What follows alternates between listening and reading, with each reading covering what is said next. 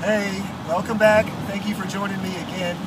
You may notice I'm in a car today, so I'll get back to that in a second. But I wanted to share another story with you. A lot has been going on since my last video.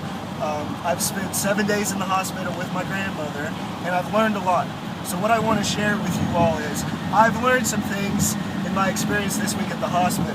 The first thing I want to pass on to all you caregivers, family members, unfortunately, I learned I have to be very proactive for my loved one while I was in the hospital. I assumed, I waited, and learned that didn't do any good for our family, so I learned to be proactive. I learned that there's a social worker at the hospital who makes plans on discharging your loved one, and they do not come seek us out.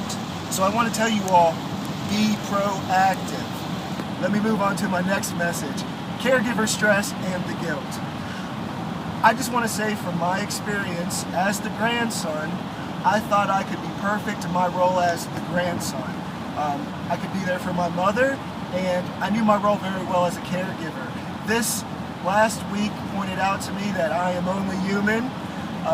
Expectations versus reality, it humbled me, but it also hurt me. I felt like it took me about 7 days to recover from that. So that leads me to now, let me tell you why I'm in the car. If you can see my t-shirt here, and I apologize, I'll read it to you. It says, "The end of Alzheimer's starts with me." I am on a mission, and I have some people in the car with me. We're going to DC, and we're going to fight. We're going to fight and say there needs to be more funding for research.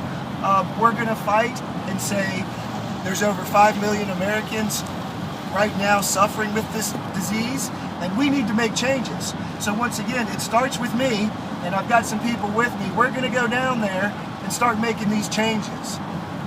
So once again, wish us luck. You're going to hear back from me in a couple days, and I'll let you know how it went.